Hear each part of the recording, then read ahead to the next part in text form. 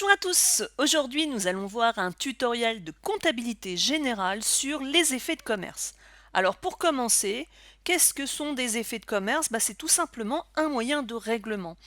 Et là, ça passe directement soit par le fournisseur, soit par le client. C'est en quelque sorte un papier qui reconnaît que soit l'un a une dette, soit une créance par rapport à telle ou telle facture. Et entre deux, quand on voudra avoir le règlement de cette facture, on ira déposer ce papier à la banque. Alors le papier, ça c'était avant. Maintenant, tout cela se fait de façon électronique. Alors, quand on va plus loin dans la terminologie, nous avons donc la lettre de change, aujourd'hui que l'on appelle lettre de change relevée, tout simplement c'est son nom électronique. Donc ça, c'est en quelque sorte le document qui est émis par le fournisseur. Et nous avons le billet à ordre, BOR, qui est le document qui est émis par le client. Alors généralement, ces documents avant se trouvaient directement sous les factures.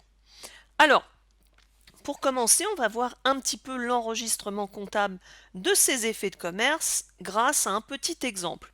Donc on a un fournisseur qui tire, alors le mot c'est tirer sur son client, ça veut dire qu'il va devoir avoir une lettre de change de 1200 euros et on vous dit que le règlement s'effectuera à 30 jours fin de mois. Alors comment ça se passe? En amont, on a une facture évidemment, on va voir dans un premier temps comment ça se passe chez le fournisseur et la création de l'effet de commerce. Donc au niveau de l'enregistrement comptable, juste avant, nous en tant que fournisseur, nous avons vendu. Donc nous avons vendu évidemment un client. Mon client était au débit. Donc là, j'annule mon compte client en le créditant et là, on va contrepasser avec le 413 client et fait à recevoir pour dire qu'il y a eu une création d'effet de commerce. Donc à partir du moment où il y a cette création, on passe donc notre client en 413. Alors nous allons voir après la suite, c'est-à-dire que nous avons le fournisseur qui ne peut attendre la date d'échéance et décide d'escompter la traite. Ça s'appelle comme ça, c'est-à-dire que quand on n'attend pas la date finale, donc 30 jours plus tard, on va escompter la traite. Alors pourquoi on fait ça? Tout simplement parce que l'entreprise peut avoir besoin de liquidité. Donc on va avoir ce qu'on appelle une remise à l'escompte de la part du fournisseur. Et l'enregistrement comptable, là aussi c'est très simple. Donc on va annuler notre 413, donc il était au début, donc on va le créditer par un 5114 et fait à l'escompte pour les 1200 euros. Alors c'est pas fini quand j'escompte une traite, ça veut dire que comme je la remets avant à la banque, nous allons devoir payer des frais sur cette traite. Donc c'est ce que nous allons voir dès maintenant. On nous dit que la banque retiendra 45 euros de frais TTC, donc ça c'est normal, c'est les frais de traitement. Et nous aurons en plus des agios, tout simplement parce que nous n'avons pas attendu la date. Alors comment ça se passe? Eh bien, on va solder notre compte 5114, donc en le créditant. Nous allons avoir du coup nos intérêts, donc les 25 euros. Il n'y a pas de TVA sur les intérêts, attention.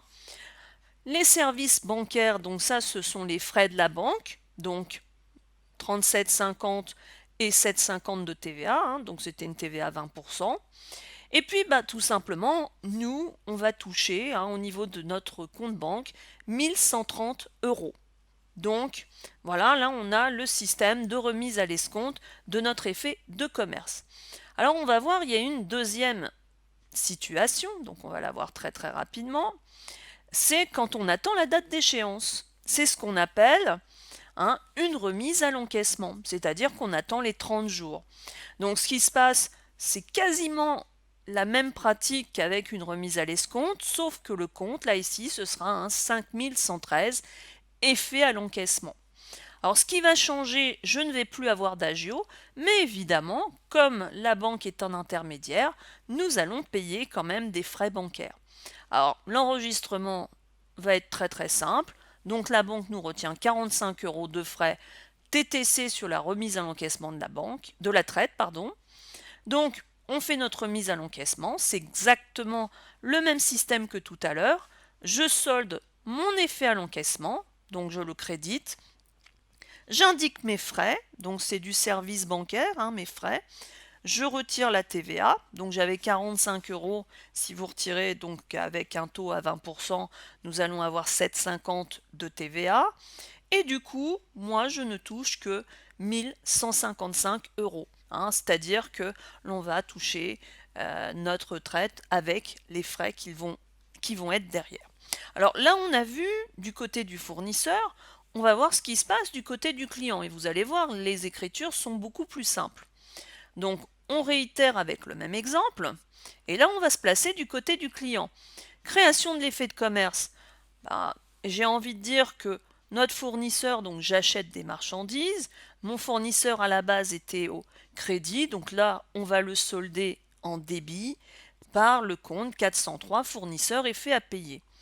Et là, hein, que l'on ne puisse pas attendre la date d'échéance ou l'attendre d'ailleurs, hein, parce que par rapport au petit exemple, c'est exactement la même chose.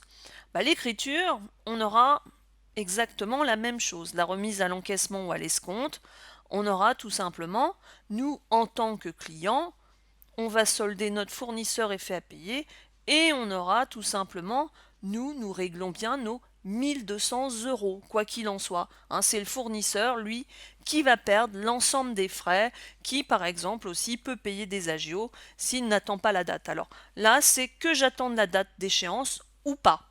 Hein, il n'y a aucune différence au niveau des deux opérations et ce sont les seules écritures que nous aurons du côté du client. Alors, j'espère que ce petit tuto aura été compréhensible pour vous et utile. En attendant, je vous dis à bientôt pour un autre tuto.